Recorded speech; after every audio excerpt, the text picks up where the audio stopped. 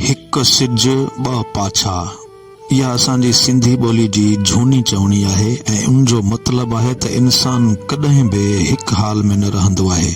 जहिड़ी रीत सिज कॾहिं तिखो त कॾहिं ढरो हूंदो आहे, साॻी रीत इंसान बि कॾहिं चाढ़ ते त कॾहिं लाह ते हूंदो आहे। दुनिया में अहिड़ा हज़ारे मिसाल मौजूद आहिनि त के माण्हू गुलाम मां फिरी बादशाह बणिया त के बादशाह मां फिरी फ़क़ीर थिया। उहे सभु क़िस्मत जूं ॻाल्हियूं आहिनि त काल ताईं जन खे सखणी दाल बि खाइण लाइ कान हुई, से अॼु सणबा ताम वेठा खाइनि ऐं कल्ह जन जे दस्तरख़्वान ते 7 ताम सजाया वेंदा हुआ, से रुखे टुकर लाइ पिया सिकनि। हिन दुनिया में हर शइ खे हिकु न हिकु ॾींहुं फना थियणो आहे। जेसी ताईं इंसान जीअरो आहे तेसी ताईं हू पंहिंजी ज़िंदगी खे आरामदाह ऐं आसूदो बनाइण लाइ पयो जतन कंदो आहे।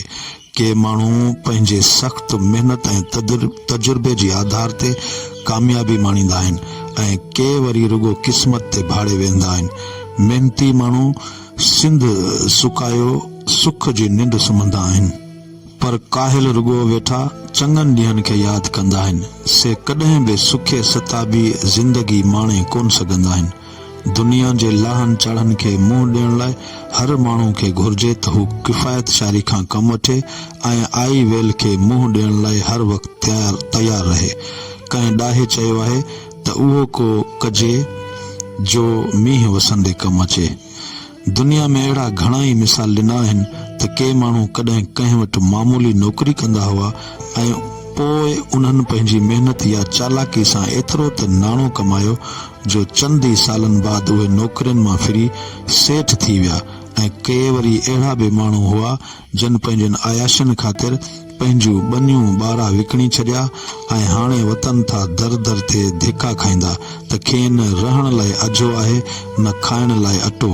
हुननि पंहिंजी अयाशी ख़ातिर पंहिंजे आल औलाद खे दर बदर करे छॾियो, पाण बि पिछाड़ी में ज़िल्लत ऐं रुसवाई वारी हयाती पिया गुज़ारिन।